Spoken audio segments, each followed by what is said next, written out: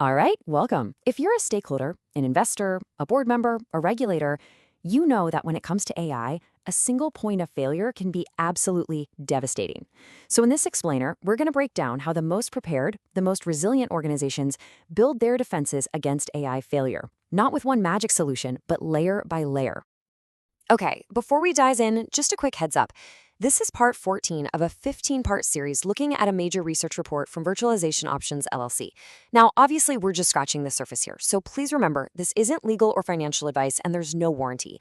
Always do your own thorough research. So, let's get right to the heart of it. The big question, the one that should be on the mind of every single executive and investor. How do you actually prevent a catastrophic AI failure? Is there some magic piece of software you can buy? One perfect policy that solves everything? Well, the answer, according to the research, is surprisingly simple, at least in concept. You do it with more than one line of defense. That's it. There is no silver bullet, period. And that brings us to this really crucial strategic concept, defense in depth. You see, the most mature organizations, they don't bet the farm on a single perfect wall to protect them. No way.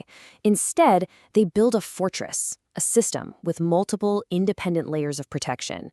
The idea is, if one layer gets breached, another one is right there to catch the failure.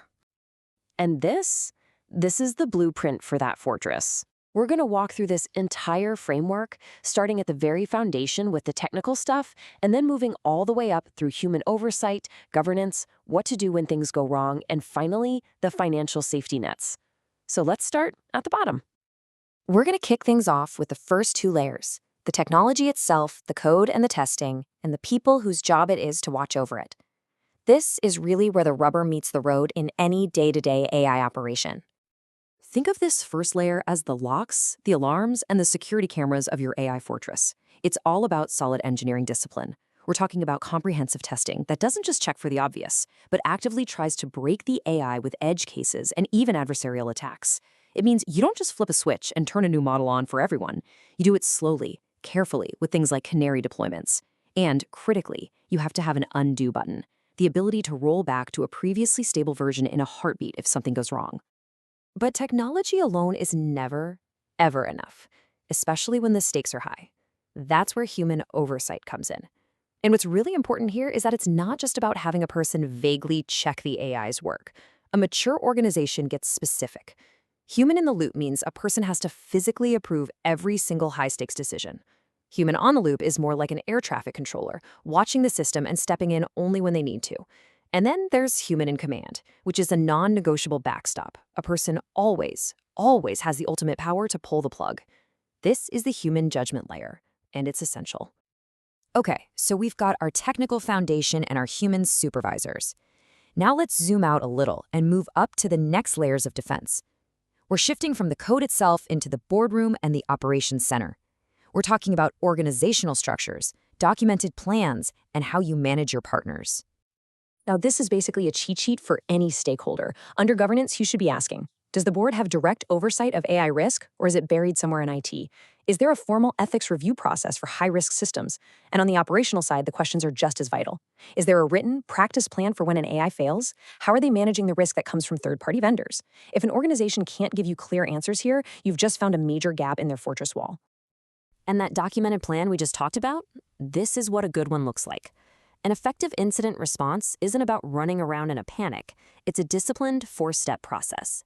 First, you have to detect the problem fast. Then you triage it. Is this a minor bug or a full-blown crisis? Third, you remediate, stop the bleeding, and fix the immediate harm. And finally, and this is probably the most important step, you analyze the root cause to make damn sure it never happens again. This cycle is how great organizations actually learn and get stronger from their mistakes. But let's be realistic. What happens when, despite all these safeguards, all these layers, a failure still gets through and causes real financial damage? That's where the final layer of defense comes into play, the financial safety net. This is the ultimate backstop. Now, insurance doesn't prevent a failure, but it can absolutely protect an organization from financial ruin when one happens. We're talking about specialized policies like cyber liability or errors and omissions insurance that are actually designed for tech and AI failures. It also means being smart about your contracts, using your agreements with partners and vendors to clearly spell out who is responsible for what when things inevitably go wrong. And that brings us to the end. The single most important thing to take away from all this is really this one question. When you are evaluating a company's AI strategy, don't just ask if they have defenses. Ask, how many layers deep do they go?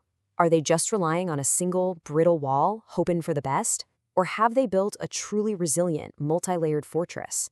The answer to that question will tell you almost everything you need to know.